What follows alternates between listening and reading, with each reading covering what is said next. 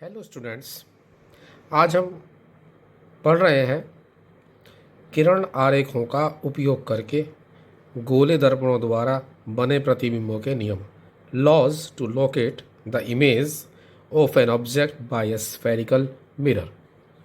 तो किसी भी वस्तु का गोलीय दर्पणों द्वारा प्रतिबिंब बनाने के लिए हम निम्नलिखित तीन नियमों का उपयोग करते हैं और इन तीनों में से भी हम किन्हीं दो नियमों का प्रयोग एक बारी में करेंगे। तो पहला नियम है, फर्स्ट लॉ है कि दर्पण की मुख्य अक्ष के समांतर चलने वाली प्रकाश की किरण दर्पण से परावर्तन के पश्चात मुख्य फोकस एफ से गुजरती है।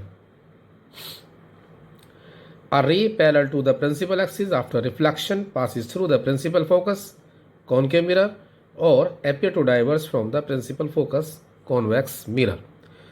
तो यहाँ भी दोनों दर्पणों के लिए अलग अलग लॉज हैं। जैसे कि ये आपका कौन सा दर्पण है बताइए, पॉलिश किधर है, मध्य भाग दबा हुआ, ये है कॉनकेव मिरर, ये principal axis, pole, focus, centre of curvature, वक्रता केंद्र। ये रे आई पैरेलल टू प्रिंसिपल एक्सिस यानी कि मुख्य अक्ष के समांतर आने वाली प्रकाश की किरण परावर्तन के पश्चात कहाँ से गुजरेगी, फोकस से गुजरेगी। ये आ गई। ऐसे ही उत्तल दर्पण में, कॉन्वेक्स मिरर में, ये principal axis parallel to principal axis, reflection, और ये कहाँ से जाती हुई प्रतीत होगी, अब ये फोकस से। तो ये हमारा लॉ हो गया पहला। ये एफ है, ये सी है, सेंटर ऑफ कर्वेचर, वक्रता केंद्र। ये कौन सा दर्पण है, उत्तल दर्पण यानी कि कॉन्वेक्स मिरर। तो हम पहला लॉ याद रखेंगे कि मुख्य अक्ष के समांतर आने वाली प्रकाश की किरण परावर्तन के पश्चात फोकस से गुजरती है या गुजरती हुई प्रतीत होती है दोनों लेंसों में। इसमें रियल इमेज बनेगी और इसके अंदर वर्चुअल इमेज बनेगी, आभासी प्रतिबिंब बनेगा। दूसरा लॉ है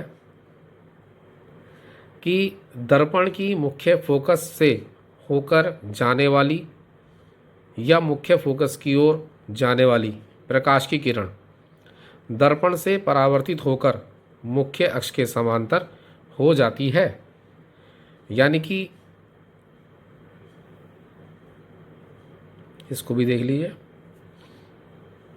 प्रिंसिपल एक्सिस। अब ये रे आई कहाँ से गुजरी, फोकस से। यहाँ से क्या हुआ इसका रिफ्लेक्शन, तो क्या हो जाएगी अब ये parallel to principal axis. Same condition यहाँ पर है, पोल, सेंटर, फोकस। तो रे आ रही है अब कहाँ की ओर, फोकस की ओर। क्या होगा अब ये प्रिंसिपल एक्सिस से क्या हो जाएगी, अब ये पैरेलल हो जाएगी और रिफ्लेक्ट हो जाएगी। ये कौन सा है, कॉन्वेक्स मिरर है। ये कौन सा है, कॉनकेव मिरर।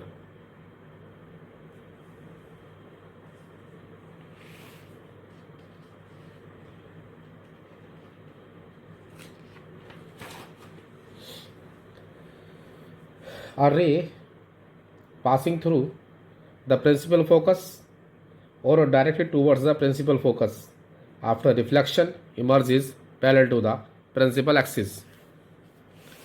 Number 3, दर्पण के वक्रता केंद्र से होकर जाने वाली या वक्रता केंद्र की ओर आने वाली प्रकाश की किरण दर्पण से परावर्तन के पश्चात अपने ही मार्ग पर वापस लौट जाती है। The ray passing through the centre of curvature और directed in the direction of the centre of curvature after reflection is reflected back along the same path. Diagram से आपको समझ में आ जाएगा। कॉनकेव मिरर,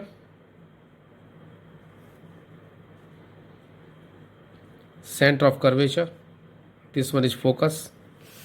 अभी सेंटर ऑफ कर्वेचर से आपकी जो है रे आई,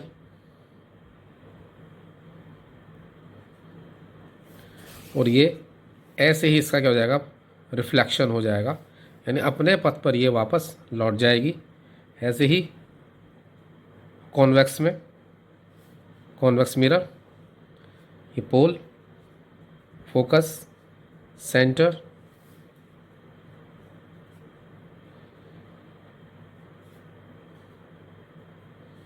ये तीसरा लॉ है। तो याद रखने की बात है, यदि हमें न्यूमेरिकल्स में भी हमें इन तीनों नियमों का पालन करना होगा, और आगे जो हम इमेज बनाने वाले हैं हम कॉन्वेक्स और कॉनकेव के लिए, उनके अंदर ये इनमें से कोई भी दो नियम फॉलो हम करेंगे। अवतल दर्पण द्वारा प्रतिबिंब का बनना, image formation by A concave mirror. पहला केस है इसके अंदर कि जब वस्तु अनंत दूरी पर स्थित हो, means when the object is at infinity. ये आपका अवतल दर्पण है, concave mirror, this one is also concave mirror. Principal axis है and the object is placed at infinity, यानी जो वस्तु रखी है वो अनंत दूरी पर स्थित है। तो देखिए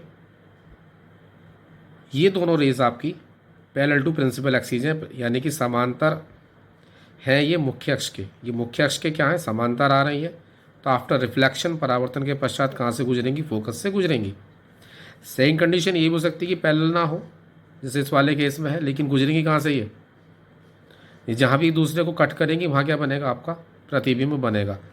यानी कि अनंत पर स्थित वस्तु का प्रतिबिंब वास्तविक उल्टा वस्तु से बहुत छोटा, पॉइंट साइज, और मुख्य फोकस पर प्राप्त होता है।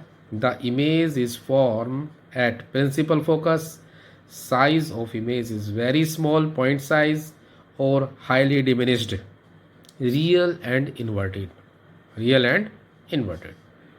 सेकंड केस, अब देखो आपने जब वस्तु अनंत तथा वक्रता केंद्र के बीच हो, तो अब आपकी जो है इन्फिनेटिव और सेंटर ऑफ कर्वेचर के बीच हमारी ऑब्जेक्ट रखी है। पहला लॉ हमने यूज़ करा कि प्रिंसिपल एक्सिस यानी मुख्य अक्ष के समांतर आने वाली प्रकाश की किरण कहाँ से गुजरेगी, फोकस से गुजरेगी, और दूसरी जो रे है वो सेंटर से गई और उसी पथ पर क्या गई है, वापस आ गई। इन दोनों रेज ने जहाँ भी दूसरे को कट करा वहाँ क्या बन जाएगी, हमारी इमेज। यानी कि अनंत और वक्रता केंद्र के बीच स्थित वस्तु का प्रतिबिंब वास्तविक उल्टा वस्तु से छोटा दर्पण के वक्रता केंद्र और फोकस के बीच प्राप्त होता है। इंग्लिश में बता दे रहा हूँ मैं कि when the object is placed beyond C, means in between the C and infinity, the image is form between C and F, real and inverted, size of the image is smaller than the size of the object, means diminished. तीसरा case है कि जब वस्तु वक्रता केंद्र पर स्थित हो, तो इसको देखिए अब आप, ये आपका मिरर है, ये ऑब्जेक्ट रखिए सी पर। तो पहला लॉ हमने क्या लगाया कि मुख्य अक्ष के समांतर जाने वाली प्रकाश की किरण आफ्टर रिफ्लेक्शन कहाँ से गुजरेगी, फोकस से गुजरेगी। और दूसरा आपने क्या लगाया कि फोकस से जाने वाली प्रकाश की किरण आफ्टर रिफ्लेक्शन मुख्य अक्ष के क्या हो जाएगी, समांतर हो जाएगी। ये दोनों रेज जहाँ भी कट करेंगी वहाँ पे क्या बनेगी, इमेज बनेगी। तो जो हमारी इमेज होगी, प्रतिबिंब होगा, वो वक्रता केंद्र पर स्थित वस्तु का प्रतिबिंब उल्टा वस्तु के बराबर तथा दर्पण के वक्रता केंद्र पर ही प्राप्त होता है। Means when the object is placed at C, the image is formed at C, size of image is equal to the size of object, real and inverted. Fourth case है कि जब वस्तु वक्रता केंद्र तथा मुख्य फोकस के बीच हो, when object is between C and F. देख लीजिए अब आप लोग, ये क्या आपकी मुख्य अक्ष, ये सेंटर ऑफ कर्वेचर सी, ये फोकस, इन दोनों के बीच में क्या रखी है, हमारी ऑब्जेक्ट रखी है, वस्तु रखी है ए बी। तो पहला लॉ आपने लगाया कि मुख्य अक्ष के पैरेलल जाने वाली प्रकाश की किरण आफ्टर रिफ्लेक्शन कहाँ से गुजरेगी, फोकस से गुजरेगी। दूसरा लॉ लगा कि फोकस से जाने वाली प्रकाश की किरण क्या हो जाएगी, यहाँ पे पैरेलल टू प्रिंसिपल एक्सिस, मुख्य अक्ष के समांतर हो जाएगी। ये दोनों रेज जहाँ भी कट करेंगी वहाँ हमारा क्या बनेगा, प्रतिबिंब बनेगा, इमेज बनेगी ए डैश बी डैश। यानी जो प्रतिबिंब हमारा वास्तविक होगा, उल्टा होगा, वस्तु से बड़ा है, दर्पण के वक्रता केंद्र और अनंत के बीच प्राप्त होता है। The image is formed between C and infinity and it is real, inverted and magnified. Number 5 case है कि जब वस्तु मुख्य फोकस पर स्थित हो, यानी वस्तु फोकस पर ही स्थित है, देख लीजिए। तो when the object is at F, अब एफ पर रखिए हमारी ऑब्जेक्ट, ए बी लॉस आप लगा रहे हैं। पहला लॉ क्या लगाया कि जो पैरेलल टू प्रिंसिपल एक्सिस रे है, मुख्य अक्ष के समांतर है, कहाँ से गुजरेगी, फोकस से। दूसरी जो आपने रे लगाई कि ये सेंटर है, तो दूसरी जो है सेंटर से जाने वाली प्रकाश की किरण उसी पथ पर क्या होती है, वापस लौट जाती है। ये दोनों आप देख रहे हो कहीं नहीं मिल रही है, तो प्रतिबिंब कहाँ बनेगा हमारा, इन्फिनिटी पर बनेगा। जो इमेज है कहाँ बनेगी, इन्फिनिटी पर। तो प्रतिबिंब कैसा बन रहा है, रियल बनेगा, वास्तविक होगा, उल्टा होगा, वस्तु से बहुत बड़ा और अनंत पर बनता है। The image is formed at infinity, is real, inverted and highly magnified. 6 case है कि जब वस्तु मुख्य फोकस और ध्रुव के बीच हो, यानी एफ और पी के बीच में हमारी ऑब्जेक्ट हो जाती है, तो केवल इसी केस में हमारा जो इमेज है यानी कि प्रतिबिंब है वो राइट हैंड पर बनेगा। बाकी कहाँ देखा आपने, लेफ्ट हैंड पर ही बन रहा है। यहाँ पर भी आपने लॉ लगाया पहला कि मुख्य अक्ष के समांतर जाने वाली प्रकाश की किरण कहाँ से गुजरेगी, फोकस से गुजरेगी। और सी का वाला लगाया सेंटर से जाने वाली प्रकाश की किरण जो उसी पथ पर वापस लौट जाती है। ये दोनों प्रकाश की किरणें अगर हम पीछे हटाएं तो ये जिस भी बिंदु पर काटेंगी वहाँ हमें इमेज बनती प्रतीत होगी, ए डैश बी डैश डॉटेड है, आप देख लीजिए। तो कैसा है, ये आभासी है, यानी वर्चुअल इमेज यहाँ हमें मिलेगी। तो प्रतिबिंब जो है आभासी होगा, सीधा होगा, वस्तु से बड़ा और दर्पण के पीछे बनता है। The image is formed behind the mirror, virtual, erect and magnified. तो हमें अपने न्यूमेरिकल के लिए जो है, अगर हमें न्यूमेरिकल्स पे कमांड करना है तो हमें इन इमेजेस को बहुत ही ध्यान से पढ़ना होगा, इनके नियमों को हमें जानना होगा, तभी हम यूपी बोर्ड के अंदर, सीबीएसई बोर्ड के अंदर और किसी भी बोर्ड के अंदर हम जो है न्यूमेरिकल्स को सॉल्व कर पाएंगे। अवतल दर्पण के उपयोग, uses of concave mirror. This mirror is very useful for clean shaving, यानी कि बड़ी फोकस दूरी और बड़े द्वारक के अवतल दर्पण का उपयोग दाढ़ी मीन्स शेविंग बनाने में किया जाता है। नंबर 2 है doctors examine eyes, nose, teeth, throat etcetera through reflection of rays using small concave mirror. छोटे अवतल दर्पण द्वारा प्रकाश की किरणें परावर्तित करके डॉक्टर आँख, दांत, नाक, गले आदि का निरीक्षण करते हैं। थर्ड है अवतल दर्पण का उपयोग टेबल लैंपों के शेडों में किया जाता है। इन table lamp shades, vehicle headlights, torches etcetera में हम इसका यूज़ करते हैं। चौथा है मोटर कारों, रेल के इंजनों, स्टीमरों तथा सर्च लाइट के लैंपों में परावर्तक के रूप में अवतल दर्पण का उपयोग किया जाता है, जिससे दूर की वस्तुओं को प्रकाशित किया जा सकता है। अब हम पढ़ रहे हैं उत्तल दर्पण द्वारा प्रतिबिंब का बनना, image formation by convex mirror. पहला है जब वस्तु अनंत पर स्थित हो, when the object is eight infinite distance. तो आप देख रहे हैं फिगर को कि ये हमारा कौन सा मिरर है, कॉन्वेक्स मिरर है, ये ऑब्जेक्ट है। तो यहाँ से रे आई, ये देखिए, और कहाँ मिलती हुई प्रतीत होंगी, अब ये फोकस पर मिलती हुई प्रतीत होंगी। यहाँ पर क्या बनेगी, इमेज बनेगी। तो इमेज कैसी होगी हमारी, प्रतिबिंब जो है आभासी होगा, सीधा होगा और वस्तु से अत्यंत छोटा और दर्पण के मुख्य फोकस पर बनता है। तो the image is erect, virtual and highly diminished image is form of object at F. Number 2 है जब वस्तु अनंत और दर्पण के ध्रुव के बीच में स्थित हो, मीन्स पोल और इन्फिनेटिव के बीच में हो। ये ऑब्जेक्ट रखिए ए बी, लॉ लगाया आपने कि मुख्य अक्ष के समांतर जाने वाली प्रकाश की किरण फोकस पर मिलती हुई प्रतीत होती है। दूसरा सेंटर वाला लगाया आपने कि सेंटर से आने वाली प्रकाश की किरण अपने पथ पर वापस लौट जाती है। इन दोनों रेज ने, इस वाली ने और इस वाली ने, जहाँ भी दूसरों कट किया वहाँ बनती है image A dash B dash. तो प्रतिबिंब कैसा होगा हमारा? आभासी होगा, सीधा होगा, वस्तु से छोटा होगा, मुख्य फोकस और ध्रुव के बीच बनता है। Erect virtual and small sized image formed between P and F. एक यहाँ पर नोट मैंने लिखाया है कि उत्तल दर्पण में वस्तु की प्रत्येक स्थिति के लिए प्रतिबिंब दर्पण के पीछे बनता है, सदैव आभासी होगा, वर्चुअल होगा, इरेक्टेड होगा, सीधा होगा और वस्तु से छोटा होगा। साइज उसका जो है स्मॉल होगा ऑब्जेक्ट से। उत्तल दर्पण का उपयोग। उत्तल दर्पण का उपयोग स्कूटर, मोटर कारों आदि वाहनों में साइड दर्पण के रूप में किया जाता है, जिससे पीछे की ओर काफ़ी बड़े क्षेत्र का स्पष्ट व सीधा प्रतिबिंब दिखाई पड़ता है। जैसे कि हमारी मोटरसाइकिल पर, बाइक पर, स्कूटर पर मिरर लगा रहता है, आपने देखा होगा पीछे देखने के लिए। तो कौन सा होता है वो? उत्तल दर्पण होता है, मीन्स कॉन्वेक्स मिरर होता है। Convex mirrors are used as real view mirrors in vehicles. Second है कि उत्तल दर्पण का उपयोग गली तथा बाजारों में लगे हुए लैंपों में परावर्तक पृष्ठों के रूप में किया जाता है। जो हमारे, आपने देखा होगा कि स्ट्रीट लाइट्स लगी रहती हैं, गलियों में लाइट लगी रहती हैं, जो उनके ऊपर जो कांच का आपने देखा होगा कवर होता है, वो किसका होता है? कॉन्वेक्स मिरर यानी उत्तल दर्पण का होता है। साइन कन्वेंशन, जो कि हम लोग न्यूमेरिकल्स में यूज़ करते हैं। Sign convention for spherical mirrors, गोले दर्पणों के लिए चिन्ह परिपाटी यहाँ मैंने लिखाई है आपको कि अगर फोकस दूरी है उत्तल दर्पण के लिए कैसी रहेगी? पॉजिटिव रहेगी हमेशा। और अवतल दर्पण के लिए कैसी रहेगी? नेगेटिव रहेगी। मीन्स कॉन्वेक्स मिरर है, इधर कौन सा? कॉन्केव मिरर है। इधर जो फोकल लेंथ है किसकी? कॉन्वेक्स मिरर की, पॉजिटिव है। एंड कॉन्केव मिरर की क्या है? नेगेटिव है।